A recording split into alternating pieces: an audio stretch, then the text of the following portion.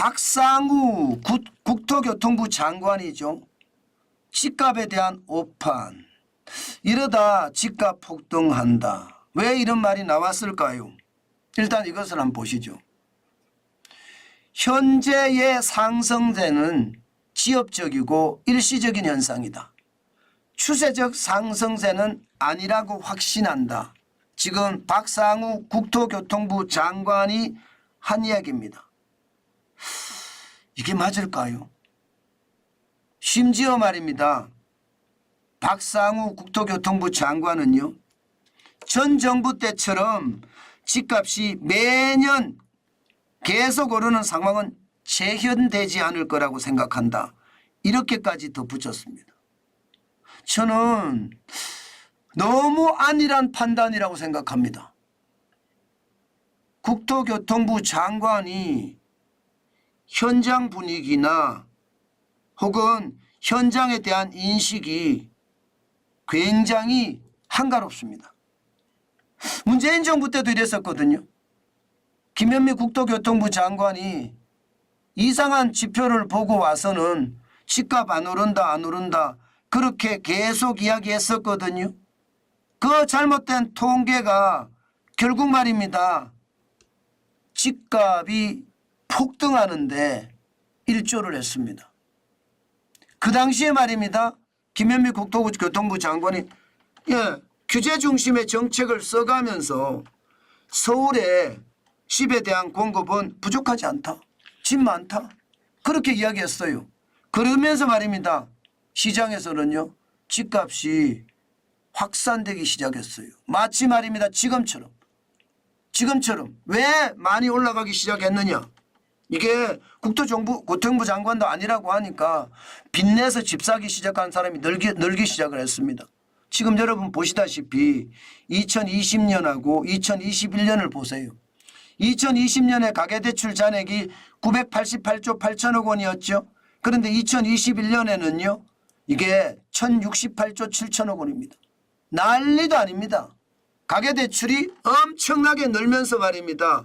집값을 완전히 폭등시켰어요. 영끌족이 이때 나타났거든요. 지금 집 사지 않으면 나는 영원히 집을 못 사. 이렇게 이야기하면서 말입니다.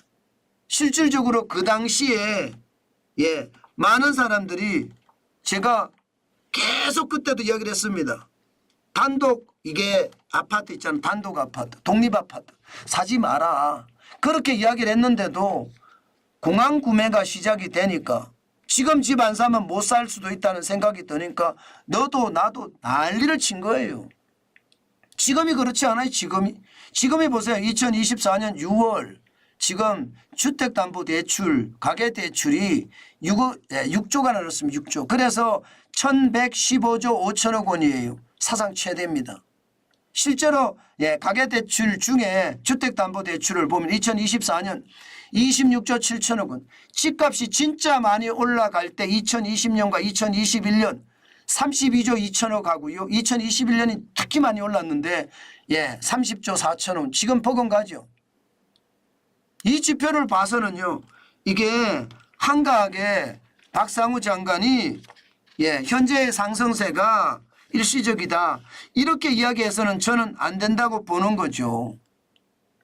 문재인 정부 때도 똑같았거든요. 집값 안 올라간다고. 그런데 대출이 늘어나면서 서울 집값이 올라가니까 이게 수도권으로 가지 계속 옮겨 붙었거든요. 지금도 마찬가지입니다. 지금 서울 집값이 7월 8일 현재 0.24% 올랐습니다. 5년 6개월 만에 가장 높이 올라간 수치예요. 수도권 아파트도 지금 상승폭을 키우고 있습니다. 7월 1일에 0.1% 올라가던 것이 7월 8일에는 0.12%가 올라가고 있거든요. 상승폭을 키우고 있잖아요. 마치 말입니다. 문재인 정부 때 2020년, 2021년에 있었던 일이 지금 윤석열 정부에서도 똑같이 나타나는 것은 아닌가 이런 생각을 해봅니다. 실질적으로 윤석열 정부와 문재인 정부는 주택 정책에 대한 차이가 굉장히 큽니다. 문재인 정부는 규제 중심의 정책이었고요. 윤석열 정부는 공급 중심의 정책입니다. 그런데 중요한 것은 공급을 못하고 있다는 거예요. 공급을 해야 되는데 지금 필요한 곳에 적재적소에 공급을 해야 되는데 그게 안 돼요. 부동산 PF 대출에 대한 부실도 크고요. 공사비가 급등하는 바람에 지금 재건축 계약이 쉽게 되지 않습니다. 그러다 보니까 공급이 줄어들고 공급이 집값은 계속 올라가고 이미 말입니다. 서울 아파트 평균 거래 금액은 지난 5월에 11억 9,703만 원으로 지금 최고치를 기록을 했습니다. 아마 6월은 더 많이 올라갈 거예요. 12억까지 올라갈 거라고 예상을 합니다. 공급이 안 된다는 생각을 전부 다 많이 하고 있으니까 거기에 대한 불안감이 커지는 거죠. 지금 주택 인허가 건수가 지난 1월에서 5월까지 합계를 보면 12만 6천 건인데 전년 대비 24.1%가 줄은 숫자입니다. 물론 2023년도 전년 대비해서 17.8%가 줄은 숫자예요. 작년에도 줄고 올해도 줄었다는 건 이중으로 줄었다. 인허가 실적이 굉장히 안 된다. 약하다 이런 얘기잖아요. 공급 중심의 정책을 쓴다고 하지만 공급이 제대로 일어나고 있지 않다는 뜻입니다. 인허가야 그러면 앞으로 많이 해주면 되지 이렇게 이야기할 수 있어요. 그러나 착공은 어쩔 겁니까? 착공은 쉽지 않거든요. 작년에 36.8%가 줄어들었습니다. 올해는 41.3%가 늘어나고 있어요. 공급이 조금 나아지는 것 같기는 해요. 그러나 작년에 36.4%가 줄어든 수치 2022년에 38만 3,400가구밖에 공급을 못했던 것.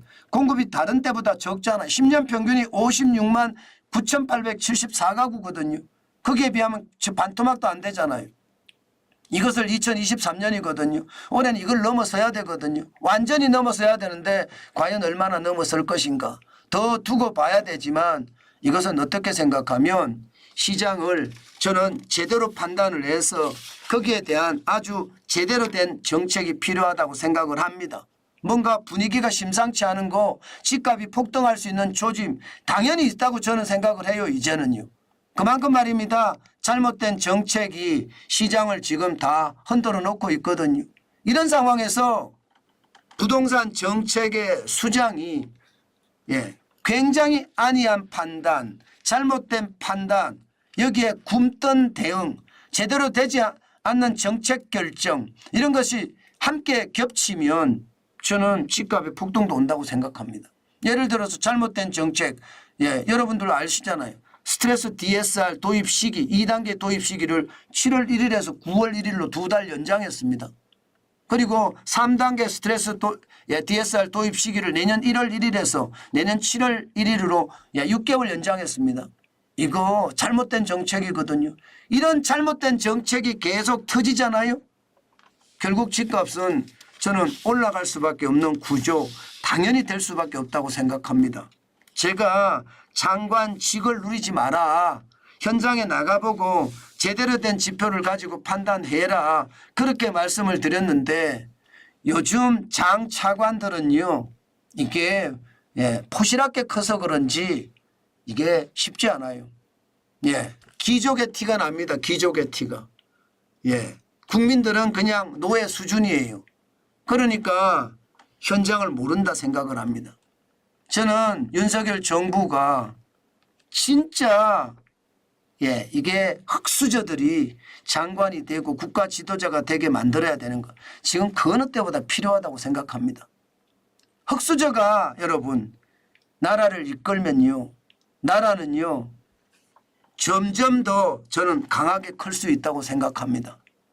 저는 언제나 금수저가 중요한 게 아닌 것 같아요. 금수저는 자기 욕심만 많고 자기 권력만 지키려고 하는 사람들이 많다. 그 바람에 나라 전체가 더 위험해진다. 저는 흑수저들이 국가 지도자로 성장하는 것 다시 한번 말씀드리고 싶어요. 그래야지 현장을 제대로 보고 제대로 된 정책을 펴지 않을까. 저는 오늘도 그런 생각을 해봅니다. 제발 박상우 국토교통부 장관은요. 저는 오판하지 않았기를 기대해 봅니다. 뭐 본인이 잘 판단했을 거라 저도 생각은 하지만 그게 잘 판단하고 안 하고는요. 아마 앞으로 시장이 반드시 보여줄 거예요. 저는 분명히 오판의 요소가 있다고 보거든요. 이거 제대로 정신 차려야 됩니다. 자칫 잘못했다가는 시장의 불안감 오히려 키울 수도 있다는 것. 저는 반드시 생각해 봐야 될 대목이다. 아마 국토교통부 장관이 정환진 TV를 보면 한 번쯤 더 생각해 보지 않을까 싶습니다. 예.